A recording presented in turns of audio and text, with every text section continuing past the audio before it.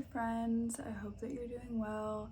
In this video, I'm going to be exploring the topic of self-intimacy and taking a moment in time with you to reflect upon my own journey of cultivating self-intimacy and the process of that, what that's kind of looked like in my life. And this video is inspired by the fact that I am currently on a solo trip in Paris, and I am just so grateful to have reached a space in my life where I feel a genuine safety and comfort within myself and my being to even allow me to take myself on a solo trip and explore myself alone in a foreign country.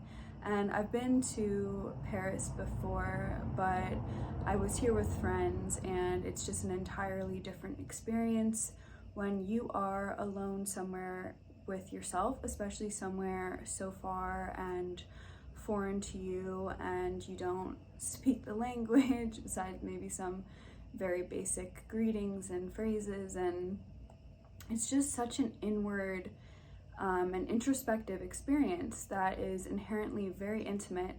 And it's really allowed me, my time here and just this time in my life, this like past year of my life, has allowed me to explore what intimacy even means to me, what it even looks like, and kind of redefine it and reclaim my own relationship to intimacy, and really just understand what self-intimacy even looks like, even means, even feels like.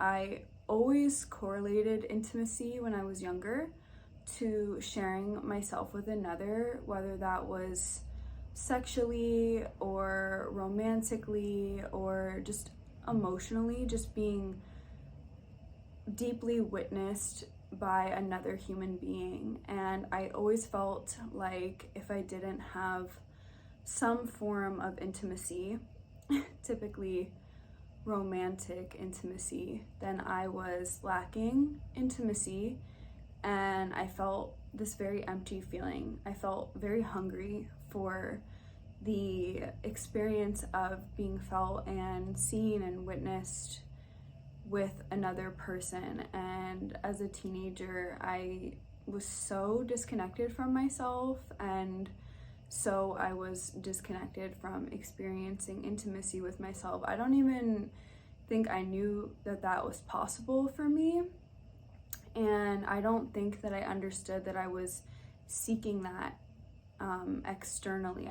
I was just on autopilot, kind of thinking like, this is just how it goes.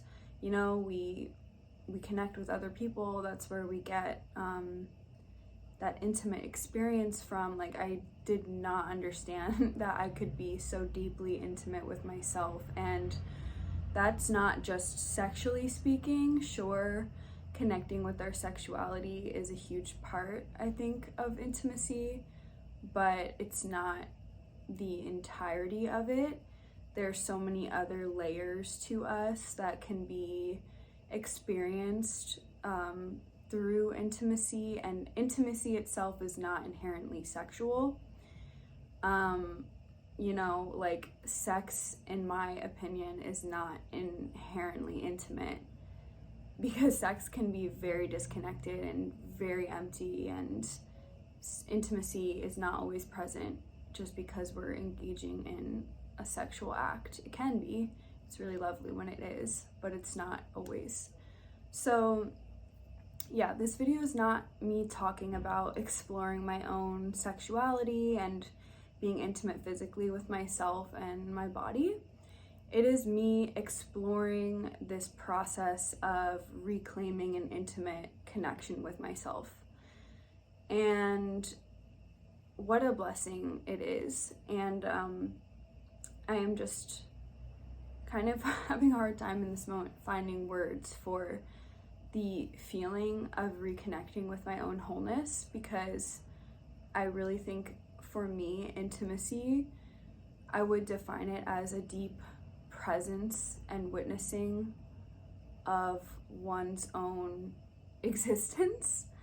And I'm sure that's not what the like Google definition of intimacy is, but that's what it feels like for me. It feels like me being present with and acknowledging my own life and my own experience, and really giving love and devotion to that. And there's so many different ways that love and devotion can be offered, but just the quiet stillness with myself, being deeply aware of my inner world and my inner workings and my emotional process and mental process, and just feeling like I am one with myself and I'm not fragmented and strayed from myself, and so then seeking outwardly, because I feel, at least in my life experience, when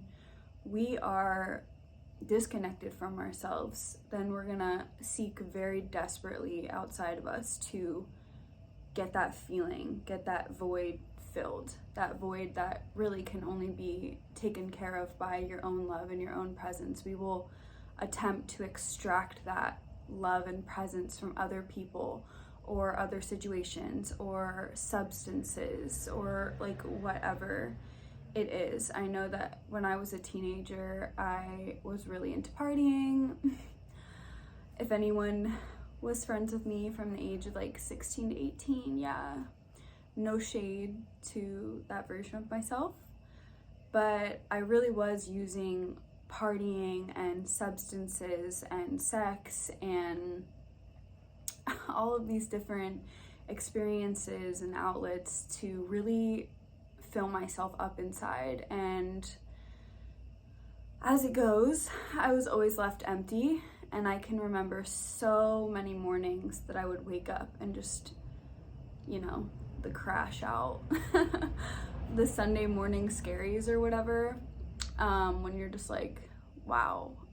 But for me, that wasn't this like light experience where I was just partying and I feel like shit, and like it was very deep for me always, of like, fuck, like where did I go last night? Like what? Like I just feel so bad. I feel so unwell, and I couldn't put words to that at that time in my life. I was not self-aware enough to understand the depth of my own experience and what was going on, and that I felt so disconnected from myself. And so it was just like, all right, next weekend, let's try it again. And I do believe that subconsciously I was just so relentlessly trying to get this feeling filled up and met. And I had to reach a point in my life, which I think really came my freshman year of college, where I just had a night out, and I realized like this will never get me anywhere. This will never offer me what I'm looking for. And when I came home after leaving school, I was really sent down a journey of reconnecting with myself, and that's been something that I've been very devotionally exploring for many years now. And just now have I landed in a space where I feel so loved and so seen by my own self, and so present even with very uncomfortable moments, which is such a important part of intimacy. Like intimacy is not always just beautiful and romantic and sweet. There is so much romantic energy to intimacy, but it's also presence and unwavering presence. Like even in the shitty moments, even in the hard feelings, in self-reflective processes, like it's not leaving yourself, it's being with yourself regardless. And that's what we really crave in romance or in any kind of connection in our lives, platonic, romantic, familial, whatever. Like just knowing that someone is there and present with us and will remain and isn't going anywhere just because we might be in a down moment or going through a challenge or whatever it may be, just that true stability that we crave. And that's another layer to intimacy, is just this feeling of like security within, like, wow, I'm so here with myself, I'm so present. I know deeply that no matter what goes on in my life experience, no matter what comes up, no matter the depth or hardship that I am experiencing within, like, I'm here for it. I'm here for myself. And then I'm also here for the light moments and the sweet moments and the moments that just feel like honey or sunshine. And I can also be here in the rain, and it's this balance, this intimacy, this intimate journey and experience feels like this balance of being with myself, both on the days that feel like gray skies and gloom, and the days that are bright and shining and light filled. And that just has brought me into such an understanding, not just on a mental level, but viscerally, like in my body, of my wholeness. It's like I am not hungry any longer because I am full on my own wholeness. I am not seeking outside of me to be filled. I am full. I am whole. I am loved. I am supported by myself, by my own presence. And that has, at the same time, created this even more intimate relationship with spirit, with source, whatever you want to refer to as the life force behind all things, behind my beating heart right now and your beating heart. And I just feel more connected to life and to God, and I just feel more alive through being intimate with myself and my life experience. And I just feel such a depth of beauty and emotion in regards to that right now, because really I spent a long time in my life yearning for this experience. I spent a long time praying to just come home to myself, and I felt like there was nothing I could do to get that. And again, I didn't even like consciously understand this. I didn't have the words for it then. I just was experiencing what I was experiencing, but now I understand, and now I can see my past self clearly. And I spend a lot of moments just closing my eyes and doing a visualization practice, sending love to my past self, who was hurting so bad and was just so little and lost and depressed and feeling disconnected from life and from God and feeling broken, and just praying for more, praying, I feel, to this version of myself that has the capacity and the presence and the awareness to be able to show up for myself in my life in this way. And I'm just really having a moment of deep gratitude and deep reflection on that. And I want to take a moment to just thank Paris, the spirit of Paris. Merci, Paris. Like, this place is just magic. It really is. It's magical, romantic rep is very true. Of course, it's still a city, and a city is a city, but there is just this spirit to this place, and this character, and this depth, and this beauty that my 2 times being here now has just really unfurled my heart in such a way, in such a potent way. And this trip just feels like such a celebration of the way that my heart has opened to life, and to myself, and I'm very grateful. And I just want to serve as a reminder to anyone who may be feeling hungry or empty or craving that feeling of connection, deep-rooted connection to self or to something beyond yourself.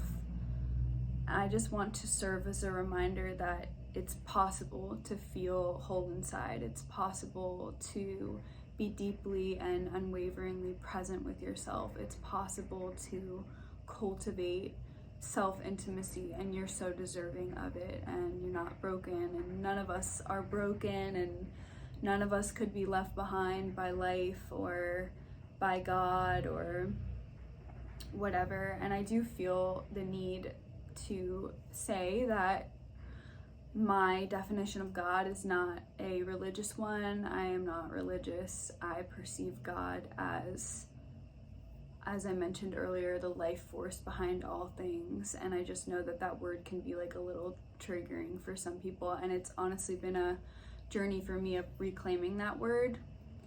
So yeah, I just kind of wanted to clear that up. But yeah, it's possible to live a life where you are deeply present with yourself and get to experience the blessings of self-intimacy and self-love, and doing so will always allow you to relate to the external world, connections, places, food, any kind of substances, in a way that is you approaching it from a pure and empowered space rather than a manipulative or disempowered space. We don't even know sometimes what we're looking to get out of places, people, things. Sometimes, again, like I said, for myself when I was younger, it's this like autopilot subconscious experience that you don't even know because you're so used to doing it.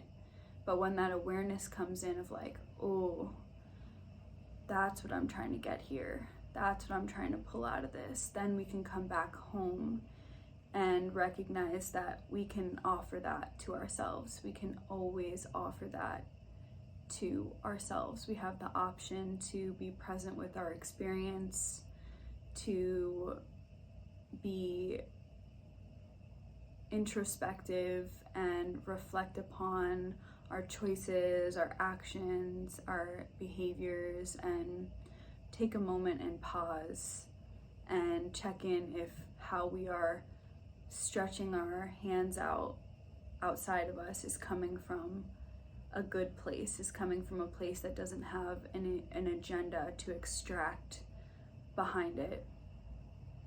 And that's very important, so that we're not using people or places or things from a not so healthy space.